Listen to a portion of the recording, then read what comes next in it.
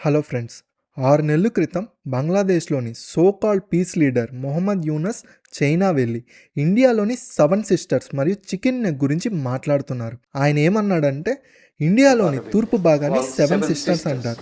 ఇది land lord దేశం, land lord region of India.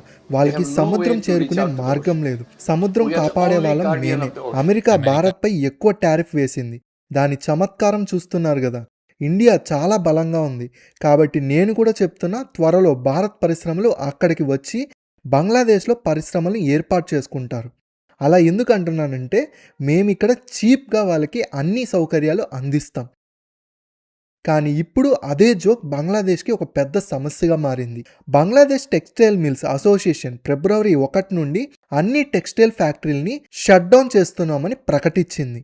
Yunus చేసిన పనులు చూసి బంగ్లాదేశ్ ప్రజలు అనుకున్నారు, బంగ్లాదేశ్ సూపర్ పవర్గా దేశమైందని, ఇప్పుడు గ్రేటర్ బంగ్లాదేశ్ తయారవుతుందని. కానీ కేవలం 6 నెలల్లో ఇండియా బంగ్లాదేశ్కి చూపించింది, మీరు సూపర్ పవర్ కాదు, వరల్డ్ సెకండ్ బెగ్గర్ దేశంగా అవుతున్నారని. మొదట పాకిస్తాన్ ఉంది. భారత్ బంగ్లాదేశ్ ఆర్థిక వ్యవస్థపై భారీ దెబ్బతీసింది. గత 36 సంవత్సరాల్లో బంగ్లాదేశ్ గ్రోత్ చాలా తక్కువగా ఉంది. IMF బంగ్లాదేశ్కి $1.3 బిలియన్ రుణం ఇచ్చింది. బంగ్లాదేశ్లో హిందువులపై జరుగుతున్న అవమానం, దాడులపై భారత్ స్పందించింది. బంగ్లాదేశ్ క్రికెట్ క్లబ్ని బయటపెట్టింది. అలాగే అదానీ మరియు భారత్ ప్రభుత్వం కలిసి ఇప్పుడు బంగ్లాదేశ్ ఆర్థిక వ్యవస్థని ధ్వంసం చేయాలని చూస్తున్నారు. అదానీ ఏ రోజైనా బంగ్లాదేశ్కి విద్యుత్ సరఫరా ఆపేయచ్చు. దాంతో బంగ్లాదేశ్కి విద్యుత్ క్రైసిస్ మొదలవుతాయి. ఆ తర్వాత మోదీ గారు అక్కడ రెడ్ బ్యాన్ విధించి దాని ఆర్థిక వ్యవస్థని మొత్తం ధ్వంసం చేయడానికి రెడీగా ఉన్నారు. మొదటిగా టెక్స్టైల్ ఇండస్ట్రీని ధ్వంసం చేస్తున్నారు.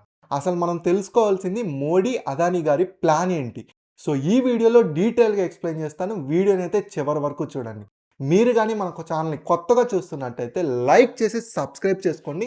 ఇలా మీరు చేయడం వల్ల ఇంకొన్ని వీడియోస్ వీటి మీద నేను తీసుకురాగలను.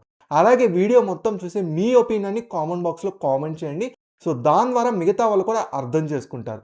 సో కొత్తగా వచ్చిన సబ్స్క్రైబ్ చేసుకోండి. లేట్ చేయకుండా వీడియోలోకి వెళ్దాం. ముందుగా తెలుసుకుందాం, అదానీ బంగ్లాదేశ్లో పవర్ క్రైసిస్ ఎలా మొదలు పెట్టగలడు. ఇప్పుడు బంగ్లాదేశ్లో విద్యుత్ కొరత ఉంది. బంగ్లాదేశ్ విద్యుత్ని గ్యాస్, కోల్, ఆయిల్తో ఉత్పత్తి చేస్తుంది. ఇవన్నీ బంగ్లాదేశ్ బయట దేశాల నుంచి దిగుమతి చేసుకుంటుంది. 2024 నుండి బంగ్లాదేశ్ రాజకీయ సంక్షోభం ఉంది. దాంతో ఫారెన్ రిజర్వ్స్ తగ్గిపోతున్నాయి. బంగ్లాదేశ్లో డాలర్ కొరత ఉంది. దాంతో బంగ్లాదేశ్ సరైన ఇంధనం కొని విద్యుత్ ఉత్పత్తి చేయలేకపోతున్నాడు. అందుకే బంగ్లాదేశ్లో విద్యుత్ కొరత ఏర్పడింది. ఇప్పుడు అదానీ ఎలా బంగ్లాదేశ్లో పవర్ క్రైసిస్ మొదలు పెట్టగలడో చెప్తాను చూడండి. బంగ్లాదేశ్ మొత్తం విద్యుత్తు 15 నుంచి 17% వరకు ఇండియాపై ఆధారపడి దిగుమతి చేసుకుంటుంది. అందులో 8 నుంచి 10% అదానీ పవర్ ప్లాంట్ నుంచే వస్తుంది. అదానీ పవర్ 1600 మెగావాట్ల విద్యుత్ ప్లాంట్ని జార్ఖండ్లో నిర్మించింది. 2017లో ఇండియా, బంగ్లాదేశ్ మధ్య విద్యుత్ వ్యవహారాలు మొదలయ్యాయి. 25 ఏళ్ళకి డీల్ మొదలైంది. అదానీ జార్ఖండ్ పవర్ ప్లాంట్ నుండి ఎలక్ట్రిసిటీ జనరేట్ చేసినంత మొత్తం బంగ్లాదేశ్కి సరఫరా చేస్తాడు. కానీ 2024లో షేక్ హసీనా పవర్ నుంచి తొలగించిన వెంటనే బంగ్లాదేశ్ అంతరిక ప్రభుత్వం అదానీ చాలా ఖరీదైన విద్యుత్ని బంగ్లాదేశ్కి అమ్ముతున్నాడని ప్రకటించింది. దానికి సమాధానంగా అదానీ గ్రూప్ ఇలా చెప్పింది, జార్ఖండ్ పవర్ ప్లాంట్ కోల్ ఆధారిత ప్లాంట్. కోల్ ఆస్ట్రేలియా నుంచి దిగుమతి అవుతుంది. అందుకే కోల్ ధర పెరిగితే విద్యుత్ ధర కూడా పెరుగుతుంది. 2025 వరకు అదానీ బంగ్లాదేశ్కి $2 బిలియన్ బిల్లు చెల్లించాలని చెప్పింది. అందులో బంగ్లాదేశ్ ఇప్పటికే 1.6 బిలియన్ని చెల్లించింది. కానీ ఇంకా సుమారు $500 నుంచి $900 మిలియన్ వరకు పేమెంట్ ఇంకా బకాయిలు అలా ఉన్నాయి. అదానీ ఎన్నోసార్లు బంగ్లాదేశ్ ఇంటీరియర్ ప్రభుత్వానికి డ్యూస్ క్లియర్ చేయమని చెప్పింది. కానీ డ్యూస్ ఇంకా క్లియర్ అవ్వట్లేదు. అదానీ ఇప్పటి వరకు బంగ్లాదేశ్కి పవర్ సప్లై ఆపలేదు. కానీ ఈ ఏడాదిలో అలా చేయవచ్చు. ఎందుకంటే అదానీ పవర్ డ్యూస్ పెరుగుతూనే ఉంది. బంగ్లాదేశ్ నుంచి కూడా పాజిటివ్ రిప్లైస్ రావడం లేదు. అదానీ పవర్ ఇప్పటికే విద్యుత్ కట్ చేసే వార్నింగ్ ఇస్తామని 2026లో చెప్తున్నారు. అదానీ బంగ్లాదేశ్. అదానీ ఒక పవర్ ప్రైవేట్ కంపెనీ కాబట్టి విద్యుత్ సరఫరా నిలిపివేసే అవకాశం ఉంది. ఫ్రీలో విద్యుత్ ఎవ్వరూ ఇవ్వరు. అలా అయితే బంగ్లాదేశ్లో లోడ్ షెడ్డింగ్ పెరుగుతుంది. ముఖ్యంగా ఢాకా ఇండస్ట్రీలో జోన్ గార్మెంట్ ఫ్యాక్టరీలో పీక్స్ టైమ్స్లో 2 నుంచి 4 గంటల అదనపు విద్యుత్ కట్ అయ్యే అవకాశం ఉంది. దాంతో బంగ్లాదేశ్ టెక్స్టైల్స్ రంగంలో భారీ నష్టం జరుగుతుంది. బంగ్లాదేశ్ ఇప్పటికే విద్యుత్ కొరతను ఎదుర్కొంటుంది. అదనపు ఇంధనం కొనడానికి బంగ్లాదేశ్ దగ్గర డబ్బు లేదు. కాబట్టి అదాని విద్యుత్ నిలిపితే బంగ్లాదేశ్లో పవర్ క్రైసిస్ ఏర్పడతాయి. ఇప్పుడు కొన్ని బంగ్లాదేశీయులు ఇలా చెప్పచ్చు, మేము చైనా నుండి విద్యుత్ తీసుకుంటాం. కానీ చైనా నుంచి విద్యుత్ తీసుకోవాలంటే బంగ్లాదేశ్ ముందుగా ఇన్ఫ్రాస్ట్రక్చర్ నిర్మించుకోవాలి. బంగ్లాదేశ్ చైనా సరిహద్దుకు దగ్గరగా లేదు. అందుకే ఇన్ఫ్రాస్ట్రక్చర్ తయారీలో 1-2 సంవత్సరాలు టైం పడుతుంది. ఈ మధ్యలో అదాని బంగ్లాదేశ్ ఆర్థిక వ్యవస్థను దెబ్బతీయబోతున్నాడు. 2026లో ఇది తప్పకుండా జరుగుతుంది. అదాని బంగ్లాదేశ్ విద్యుత్ కోత చేస్తాడు. దాంతో బంగ్లాదేశ్లో పవర్ క్రైసిస్ పెరుగుతుంది. టెక్స్టైల్ మిల్స్ మూసివేయాల్సి వస్తుంది. ఇప్పటికే బంగ్లాదేశ్లో టెక్స్టైల్ మిల్స్ పవర్ షార్టేజ్, రాజకీయ సంక్షోభం కారణంగా మూసివేస్తున్నారు. అదాని వల్ల ఈ పరిస్థితి మరింత వేగవంతం అవుతుంది. మిగిలిన పనులు ఇండియా ప్రభుత్వం చూసుకుంటుంది. 2026 వరకు బంగ్లాదేశ్ టెక్స్టైల్ రంగంలో ఇండియాని మించి ప్రదర్శించింది. ఎగుమతులు కూడా ఇండియాని వెనక్కి నెట్టింది. ఎందుకంటే బంగ్లాదేశ్లో ఇండియాతో పోల్చుకుంటే లేబర్ ఖర్చు తక్కువ, పవర్ ఖర్చు కూడా తక్కువ ఉండడం వల్ల ఫ్యాక్టరీల సెటప్ చేయడం ఇండియాతో పోల్చుకుంటే చౌకగా ఉంటుంది. బంగ్లాదేశ్ ఒక టీషర్ట్ తయారీకి $1.7 ఖర్చు చేస్తే ఇండియాలో $1.9 ఖర్చు అవుతుంది. కానీ 2024 నుంచి బంగ్లాదేశ్ రాజకీయ సంక్షోభం కొనసాగుతుంది. అక్కడ ఫ్యాక్టరీలు మూసివేస్తున్నారు. ఫ్యాక్టరీల యజమానులు అంటున్నారు, ఆర్థిక నష్టాలు చాలా పెరిగిపోయాయి, ఇప్పుడు కలిసి పని చేయడం సాధ్యం కావడం లేదు. దాంతో బంగ్లాదేశ్ టెక్స్టైల్స్ ఎగుమతులు పడిపోతున్నాయి. 2024 వరకు బంగ్లాదేశ్ భారతదేశం నుండి 1 మిలియన్ ఎక్కువ ఎగుమతులు చేసింది. కానీ 2025 నాటికి ఇండియన్ టెక్స్టైల్ ఎగుమతులు 45 బిలియన్లకి దాకా చేరుకున్నాయి. బంగ్లాదేశ్ ఎగుమతులు పడిపోయాయి, 37 బిలియన్లకి వచ్చాయి. చాలా నిపుణుల ప్రకారం బంగ్లాదేశ్ ఎగుమతులు 1 నుండి 3 మిలియన్ మధ్య పడిపోతాయని. అక్కడ 1 నుంచి 2 మిలియన్ అంటే సుమారు 20 లక్షల మంది ఉద్యోగాలు దెబ్బతింటాయి.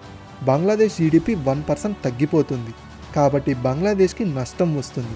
అక్కడే ఇండియాకి ప్రయోజనం జరుగుతుంది. 2025 నాటికి ఇండియన్ టెక్స్టైల్ రంగంలో 6,000 కోట్ల రూపాయలు పెట్టుబడి కుదిరింది. ఆ ఆర్థిక సంవత్సరంలో ఇండియన్ టెక్స్టైల్ ఎగుమతులు 7% పెరిగాయి. వచ్చే 5 సంవత్సరాలు ఇండియన్ టెక్స్టైల్ ఎగుమతులు వేగంగా పెరుగుతూ 2030 నాటికి $100 మిలియన్ చేరుతాయి. బంగ్లాదేశ్ ఎగుమతులు మాత్రం 40% వద్దే నిలుస్తాయి. ఇండియన్ టెక్స్టైల్ ఎగుమతులు పెరుగుతున్నాయి కారణం Indian European free trade agreement పైన సైన్ చేయడమే. దాంతో ఇండియన్ టెక్స్టైల్స్ ఉత్పత్తులపై టారిఫ్ 12% నుంచి తగ్గి గరిష్టంగా 0 అవుతుంది. ఒకప్పుడు యూరోప్ బంగ్లాదేశ్ని లీస్ట్ డెవలప్డ్ కంట్రీగా చూడటం వల్ల దాని మీద ఎలాంటి ఛార్జీలు వెయ్యలేదు. దాంతో బంగ్లాదేశ్ యూరోప్కి ఎక్కువగా ఎక్స్పోర్ట్ చేయగలిగింది. కానీ ఇప్పుడు భారత్ ఉత్పత్తులపై కూడా టారిఫ్ 0 అవుతుంది. అందుకే భారత్ ఉత్పత్తులు కూడా బంగ్లాదేశ్ లాంటివి చౌకగా ఇంకా క్వాలిటీ వైజ్ బాగుండి యూరోప్లో ఎక్కువగా అమ్ముడవుతాయి. దీనివల్ల భారత్ టెక్స్టైల్ ఎక్స్పోర్ట్ పెరుగుతుంది. యూరోప్ ప్రతి సంవత్సరం $250 మిలియన్ల టెక్స్టైల్ దిగుమతి చేసుకుంటుంది. అందులో భారత్ షేర్ 4% మాత్రమే. 2030కి ఇది 10%కి పెరుగుతుందని ఆశిస్తున్నారు. అంతేకాదు భారత్ ప్రభుత్వం టెక్స్టైల్ సెక్టార్లో CLI స్కీమ్ని లాంచ్ చేసింది. బంగ్లాదేశ్ నుండి కంపెనీలు వెళ్ళిపోతున్నాయి. అంతేకాకుండా చాలా కంపెనీలు చైనా నుంచి డైవర్సిఫికేషన్ చేస్తున్నాయి.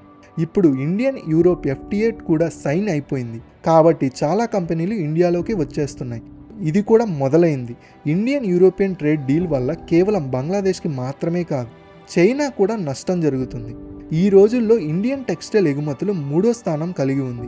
అగ్రస్థానంలో చైనా ఉంది. కానీ టెక్స్టైల్ ఎగుమతులు 300 బిలియన్లకి చేరుకున్నాయి. 2030లో చైనా అగ్రస్థానంలో ఉండబోతుంది. కానీ దాని ఎగుమతులు 300 బిలియన్ల కన్నా తక్కువగా ఉంటాయి. 240 నుండి 250 బిలియన్లకి చేరిపోతుంది. ఇండియన్ 3వ స్థానం నుంచి 2వ స్థానానికి చేరుతుంది. ఎగుమతులు 45 బిలియన్ల నుంచి 100 బిలియన్లకి పెరుగుతాయి. ఇండియన్ ఎగుమతులు పెరగడంలో 5 రాష్ట్రాలకి పెద్ద పాత్ర ఉంది. తమిళనాడు, గుజరాత్, తెలంగాణ, ఉత్తరప్రదేశ్, మధ్యప్రదేశ్. చూడండి, మొహమ్మద్ యూనస్ బంగ్లాదేశ్కి 2 సంవత్సరాల్లో చేసిన నష్టం వచ్చే 20 సంవత్సరాలు అలాగే సరిచేయబడుతుంది. బంగ్లాదేశ్ చాలా వెనక్కి వెళ్ళిపోయింది. అన్నిటికీ ఒక్కడే బాధ్యుడు, అతనే మొహమ్మద్ యూనస్. ఒకవైపు బంగ్లాదేశ్ చెడిపోతున్నప్పుడే యూనస్ కుటుంబం ప్రతిదినం ధనవంతుడు అయిపోతున్నారు. ఆగస్టు 2024 నుండి యూనస్ బంగ్లాదేశ్ పవర్ను అప్పగించుకున్నారు. అప్పటి నుండి ఆయన తమ గ్రామీణ గ్రూపుల్లోనే అనేక సంస్థలకు ట్యాక్సులు, రీఫిల్ను ఇస్తున్నారు. ఉదాహరణకు గ్రామీణ యూనివర్సిటీ ఏర్పాటు చేసినందుకు అనుమతి ఇచ్చారు. గ్రామీణ ఉద్యోగ సేవలకు ఎగుమతి లైసెన్స్ ఇచ్చారు. గ్రామీణ టెలికాం సంస్థలకు మొబైల్ వాలెట్ అనుమతి ఇచ్చారు. తమ సొంతంగా ఏర్పాటు చేసిన గ్రామీణ బ్యాంకుకు ట్యాక్స్ రిలీఫ్ని ఇచ్చారు.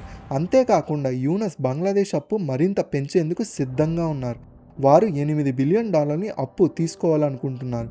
బంగ్లాదేశ్కి పెరుగుతున్న వేగంతో ఇది ఖరీజంగా పెరుగుతుంది. 2029 తేదీకి బంగ్లాదేశ్ ఖరీజం $325 బిలియన్లకి చేరుతుంది. ఈ సమయానికి బంగ్లాదేశ్ పేరుపై తీసుకుంటున్న లోన్లు మొహమ్మద్ యూనస్ తక్షణమే తీసుకొని పారిపోతాడని అంచనా వేస్తున్నారు. చాలా ఆర్థిక నిపుణులు చెప్తున్నది ఏంటంటే యూనస్ బంగ్లాదేశ్ ఆర్థిక వ్యవస్థను ఇంతలా నాశనం చేస్తున్నాడు. ఇది మళ్ళీ కోలుకోవడానికి కొన్ని సంవత్సరాలు, శతాబ్దాలు పడతాయి. ఇది మళ్ళీ కోలుకోవడం చాలా అసాధ్యం. గత ఏడాది కాలంలో బంగ్లాదేశ్ జీడిపి కేవలం కొద్దిగా పెరిగింది. 2024లో 450 బిలియన్లు ఉండేది. ఇప్పుడు 462 బిలియన్లకు చేరింది. అదే సమయంలో అక్కడ పర్ పర్సన్కి సగటు ఆదాయం $46కి పెరిగింది. బంగ్లాదేశ్ నాశనం అవుతుంది. ఇది బంగ్లాదేశ్కి ఇప్పుడు అర్థం కావడం లేదు. కానీ శ్రీలంక, పాకిస్తాన్ లాంటి పరిస్థితి ఏర్పడితేనే బంగ్లాదేశ్కి అర్థమవుతుంది. ఎందుకంటే ఒకవైపు బంగ్లాదేశ్ ఆర్థిక సంక్షోభంకి దూసుకెళ్తుంటే దివాలా పడే దిశగా వేగంగా వెళ్తుంది. మరోవైపు బంగ్లాదేశ్ భారత్తో సంబంధాలు చెడిపోతున్నాయి. బంగ్లాదేశ్ అదానికి అప్పు చెల్లించడానికి బదులుగా ఆయుధాలని కొంటుంది. బంగ్లాదేశ్ పరిస్థితి పూర్తిగా పాకిస్తాన్ లాగా మారింది. బంగ్లాదేశ్లో విద్యుత్ రంగాలు కట్ అవుతున్నాయి. కానీ ఇప్పుడు ఆయుధాలు కొనాల్సిన అవసరం ఏంటి? అంతేకాకుండా బంగ్లాదేశ్ ప్రజలందరూ భారత్ పట్ల ద్వేషం స్పష్టంగా కనపరుస్తున్నారు. బంగ్లాదేశ్ వాళ్ళు భారత్ వాళ్ళని కొడుతున్నారు. అలాగే బంగ్లాదేశ్ వాళ్ళు భారత్ ఫ్లాగ్ని అవమానిస్తున్నారు. ఇప్పుడు సమయం వచ్చింది. భారత్ కఠినంగా చర్యలు తీసుకోవాలి. వాళ్ళకి ఎదురుదాడి చేసి వాళ్ళ గుణపాఠం నేర్పించాలి. ఈ వీడియో మీద మీ అభిప్రాయాన్ని కామెంట్ బాక్స్లో కామెంట్ చేయండి. అలాగే కొత్తగా చూస్తున్న వాళ్ళు లైక్ చేసి సబ్స్క్రైబ్ చేసుకోండి. ఇలా మీరు చేయడం వల్ల మన దేశాన్ని ఎవరైతే అవమానిస్తారో వాళ్ళకి ఈ వీడియో ఇంకొంచెం షేర్ అవుతుంది. సో త్వరగా మళ్ళీ కొత్త వీడియోతో మళ్ళీ కలుసుకుందాం. అంతవరకు క్షేమంగా ఉండండి, సురక్షితంగా ఉండండి.